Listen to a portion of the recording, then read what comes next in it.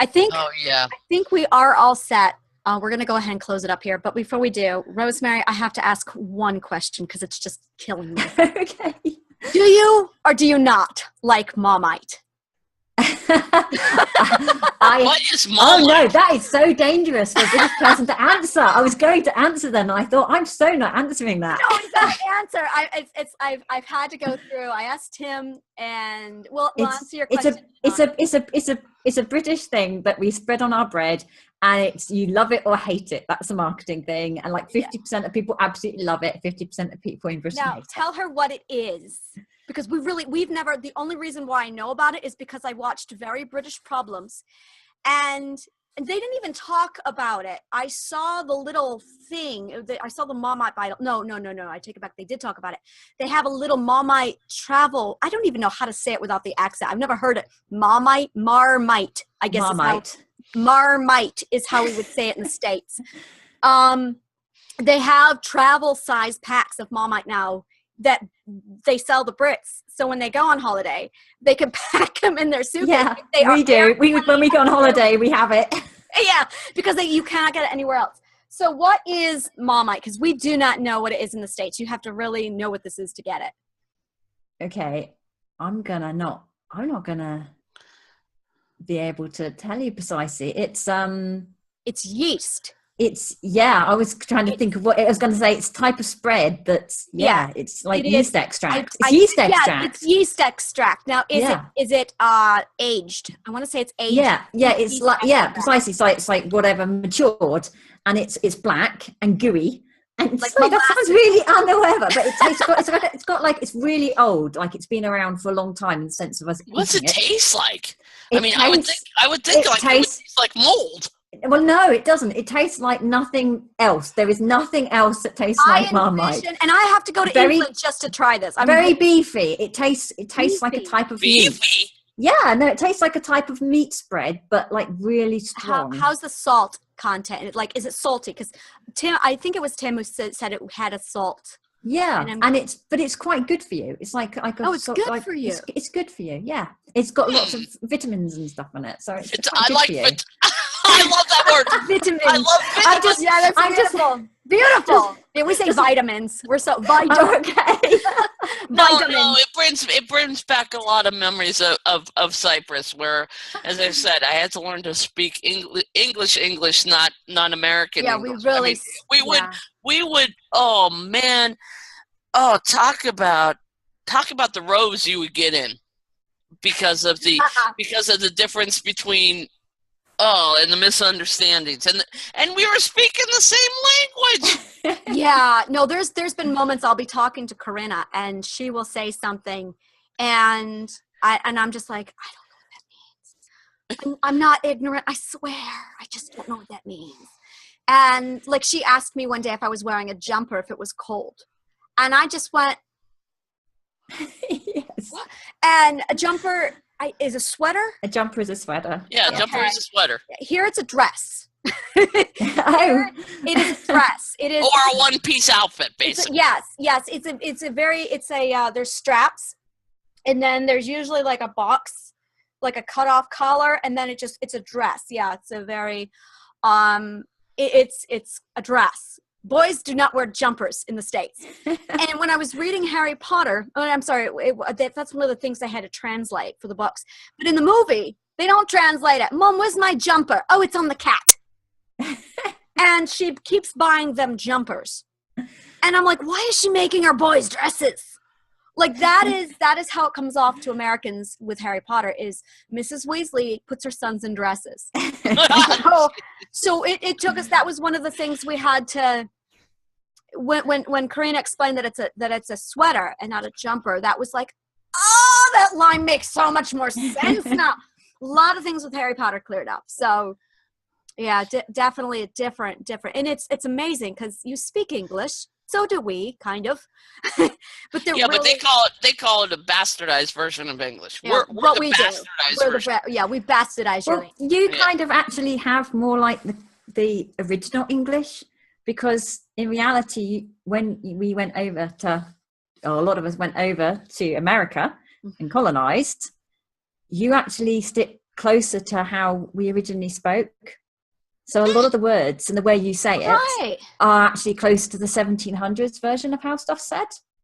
Awesome. That's interesting because sorry, I was a historian, so that's just a little bit of perspective. I shouldn't have let that out. I should have kept that secret. I do too, because it was like, you know, I mean, I swear there were some times, and I wish you could see me, guys, you know, the nose went up in the air and you had this error of superiority because they were speaking the royal English and I was only speaking the street English. I love, the accents and the dialects. It's really fascinating. So it's the same for the spelling. It's same for your spelling. Yeah, and it's funny because one of the things when we edit, that's one of the things that comes up a lot is, are you English, American English? Because the spellings really, really are different. Really very different. Except in one respect. The Space Shuttle Endeavour, they don't spell it with an O-R, they spell it with an O-U-R. Mm-hmm. So that's the British spelling of Endeavour. Oh, I didn't realize that. Yeah. Now I do, and I'm treading on very, very dangerous waters with this next statement, but I don't care. On behalf of my country, I want to apologize for my president, Rosemary. I told you, very dangerous waters. I just want to put that out there. I'm just like, I'm sorry. Like every time he opens his mouth, I'm just like, world, I am so sorry. Can you apologize for the fact that every time I get interviewed, I get asked about your president? Really? Yeah. Oh, dude, what? How is it on your end? Because we're really curious. Yeah. Well, let's clear the air. I hate Trump. That's where I stand. Okay, that's where I stand. I'm putting it out there, just so you know. If you say anything bad about him, you're not going to offend me. Okay. Well, we've just gone through Brexit. Well, we're going through Brexit, so we've kind of got a lot going on ourselves here. So I'm following that very closely. I'm very, very interested about it. So. I'm not sure, Ani, are you familiar with what Brexit is?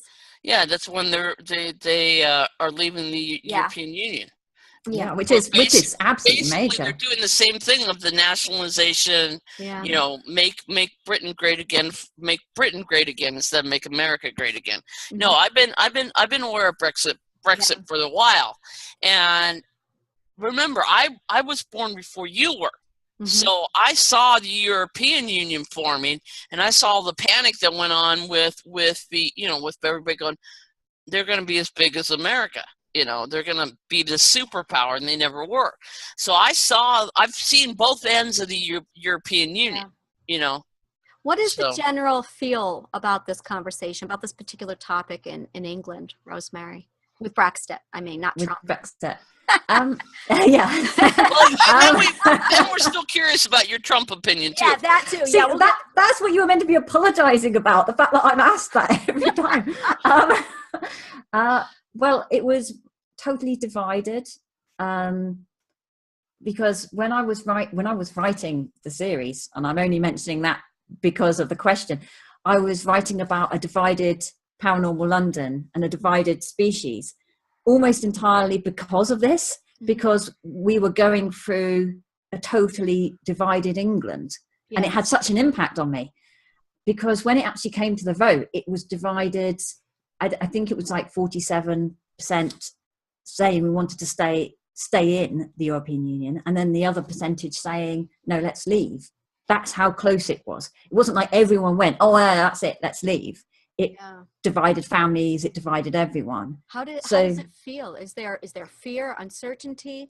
Well, there was. Now it's settled down a lot, and everyone's like, right, it's happened. Let's kind of get on with it. Let's sort it out. We just want the country to get together, because the impact was vast of uncertainty after it had happened. And we, after all, bear in mind our Prime Minister resigned, along with a lot of other people. We didn't have anyone for a while. Now we've got a female Prime Minister, and whatever I may feel about the politics, it's nice to have a woman. Mm-hmm. And from that point of view, and you kind of just feel, let's try and get the country stable. Yeah. Yeah. That's how I feel right about now. But what does it mean on a day-to-day basis for a citizen of England? How do you see it changing your lives on a day-to-day? Well, it's impacted on everything. I mean, it's impacted on literally everything, in business wise. I mean, as a writer, it massively impacts.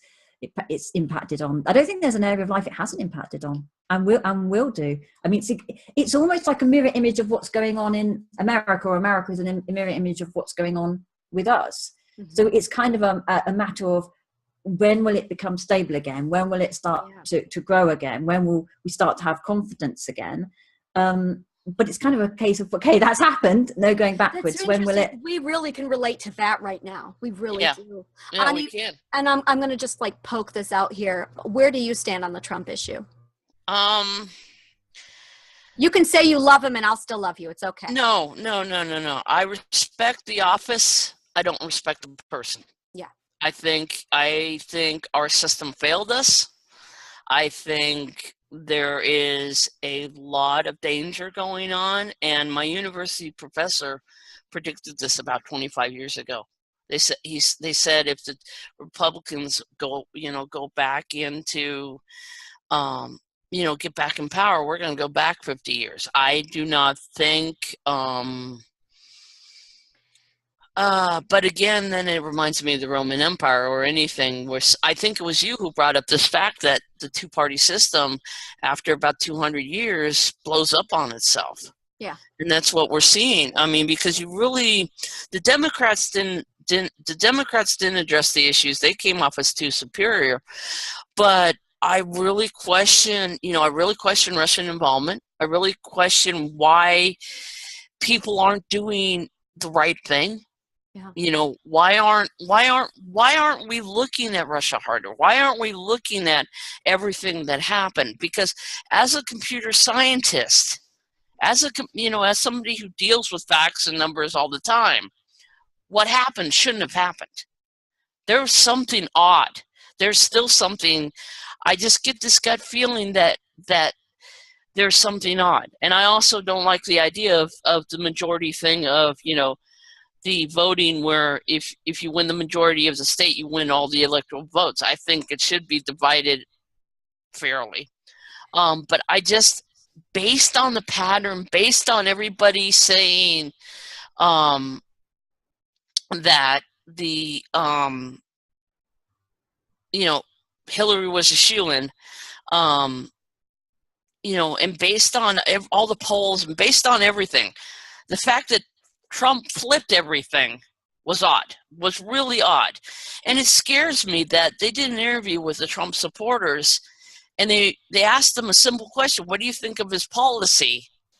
And they were saying, we don't know about his policy, but we like his ideas. I just don't trust it. I don't trust anything that's going on right now. I am like really sensitive to the chaos that is underneath everything. Even though it looks like we're going through our normal lives, I am just really just not. I've been unsettled since the election. Yeah, it's just because it just doesn't seem right to me. It just doesn't seem. How can we accept somebody who mocked a reporter and then denies it? How do we look to the world that we have a person who claims falsehoods like Obama wiretapped and we don't have the legal structure to do it? How did this guy get the office? I saw it completely differently. Yeah. And my experience with all of it has been as a mother. Right. I have a very, very low tolerance for hatred and racism. Right. I have a very low I am zero tolerance when it comes to closed-minded judgment of people. I don't have a problem with gays. I don't have a problem with lesbians. I absolutely, some of my dearest friends are gay. I absolutely love a person as a person, not as their decisions. And I had successfully raised my children in an environment where the N-word did not exist. Right. The racism did not exist. And the week that Trump was elected, my kids came home and were accused of being racist. They were called a nigger. And I had to explain to them what that meant. They are 14, 13, and 9. And up to this point, they had grown up in a world where racism did not exist. And as a mother, Trump took that away. My kids, the kids at school, repeated what their parents said. And that is my experience with it. My brother had to sit down with his child and explain to her what racism is. She is half Korean, born in South Korea. My brother married a Korean and they moved to the States. And she's been here legally without any kind of a problem for 10 years until Trump. And some kids said that she needed to go back home. And he had to sit down and explain to her what all of that meant. So we are being forced as parents to teach something that we hoped, that we believed was dead until Trump. So for us, it isn't about politics or morals and who's doing what. It's about hoping that this disgusting topic was something that could be a myth and no longer exist in our children's lives. And that's just not the case anymore. And one of the things I saw a lot this year, right after Trump was elected, I had people emailing me saying, I'm Muslim. Am I allowed to attend SciCon? Wow.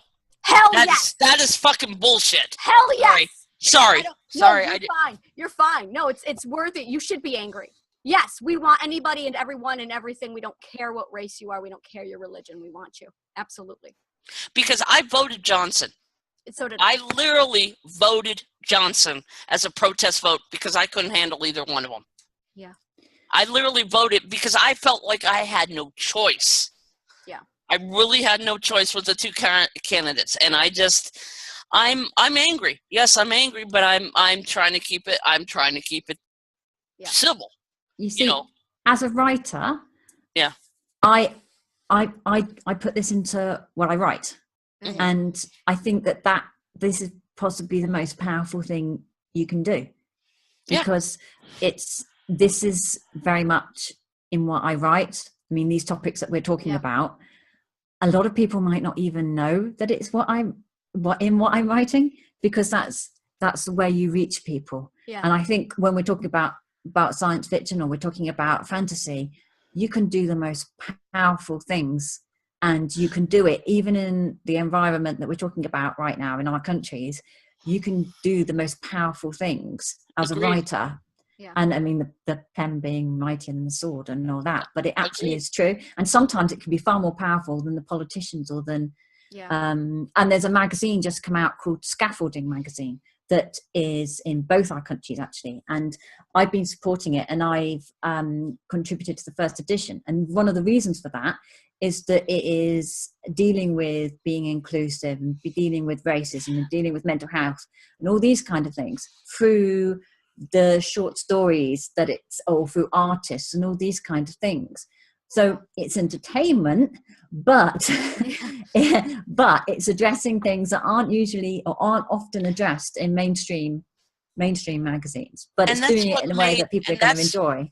And that's what made the original Star Trek and Star Wars beautiful. Yeah, they did really the same thing. They dealt with the issues. They dealt with the the politics of the day.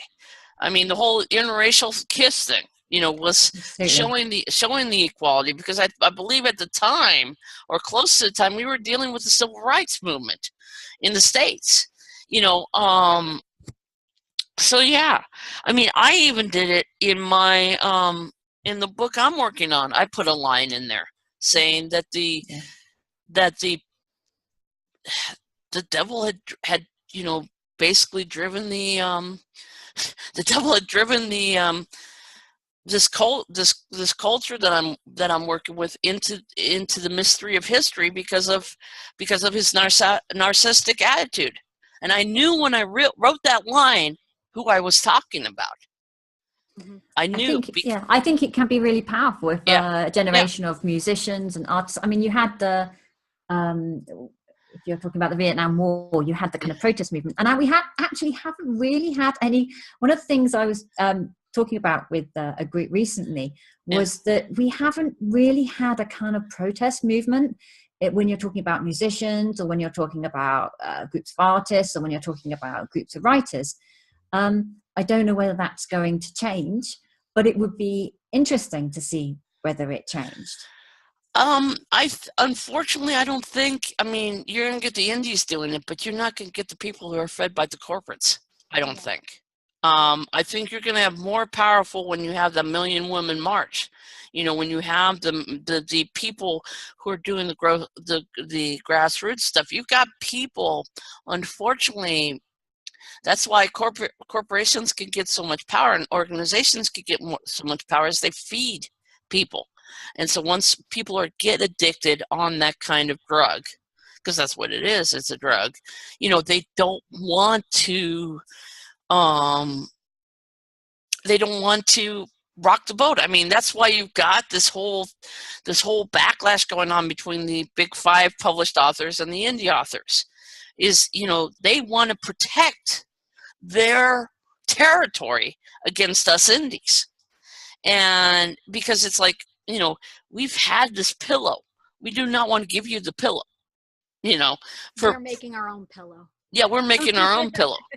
But in the same respect, you know, you've got I'm referring to a biolog entry that I read a few months ago, where you had this indie author go to this writer convention. And they said basically they were snubbed by the writers.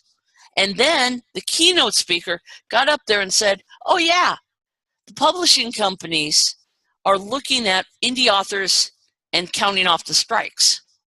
Basically, if they have no sales with their books, their first book, strike 1. No sales with their second one, strike 2.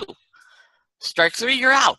And they won't even consider an indie anymore unless there's sales behind their books, because they feel that they can go to the, you know, they have enough talented authors who are doing the traditional route. They don't have to bother with they don't want to support the indies. See, you say that, yeah. But Andy Weir. Andy Weir? Andy Weir, writer of The Martian. He was an indie author. He was a blog writer who put The Martian on his website. Right. And he impressed Hollywood. He didn't impress the publishers. That's different. He impressed Hollywood because he had he got the 150 Shades of Grey. Yeah. And these are authors who are indie authors. They did start off on the web. And at the end of the day, if you make the money, if you make the sales, they'll be the first on your desk. She had a producer husband, I would like to point out. I did not know that. Little known fact, get very quiet. Much. I think there doesn't. Everything. I think there doesn't need to be too much of a confrontation between producer and indie. That makes sense. I need a moment. That's how that garbage grammar got published. I've been trying. Oh, thank God. There's hope in the world. Oh, thank God. She knew people. All right, then. Yeah. I think there's just a very indie, because indie, there's sometimes an assumption that a book is less good because it's indie. Yeah. Right. But people do indie for a whole range of different reasons. Right, exactly.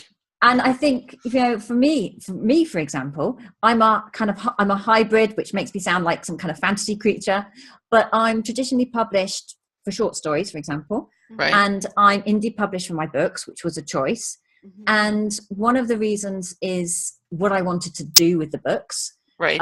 Which is some of the subject matter is things that some of the big publishers, it's not commercial. It is commercial because they're doing incredibly well, but it's the kind of things, some of the subject matter, for example, I have an autistic vampire for one of them. And I know for my traditional work that they wouldn't have wanted that. They would have changed that. And that was something very important to me. Yeah, I'm sorry. So these are the... I'm sorry. Did you say autistic vampire or artistic? No, autistic, one of them is. That is cool. And the other one is and the other one's a savant. So he's got a photographic memory. Now, my son's autistic.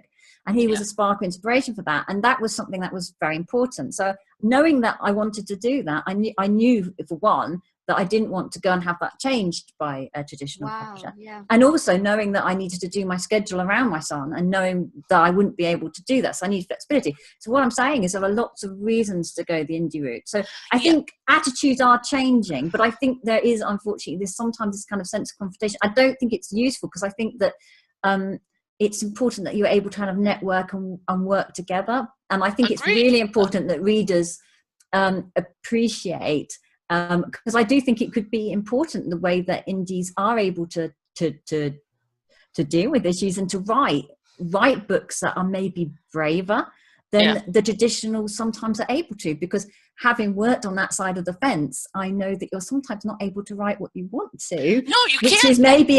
Which is maybe as good as what you can write when you're an indie. Right. No, I totally agree. I mean, it's all about formulas and sequels on the traditional side. It's what's going to appeal to the mass market. I'm an indie because my stories don't fit. I'm mixing horses and werewolves and science fiction. I'm indie because I'm impatient. I didn't want to. which is just as good a reason. And the thing is I want the control. I want to be able to say, hey, this is what we do here. This is what we do here. This is my brand. This is my. I mean, I'm not one for being put in boxes, and slapping perfume on the pig, basically. Yeah. It's just because it's harder being an indie. It's much harder being an indie. It's struggle. You struggle with it all the time, because it's like you have to sell harder, or you have to market harder than the traditional. But still, even in this day and age, more and more, as social media is developed, more traditional published authors are finding that they have to do some of their own marketing. So that's becoming an interesting dynamic. Because as all corporations go, book publishers want the bottom line. So if they can cut out the marketing department, why not? Yeah. So I became indie. I tried to be traditionally published, and I could have gone, once I matured my scripts. Once I matured my manuscripts, I could have tried to go, that route, but I didn't want to sell myself to sell myself.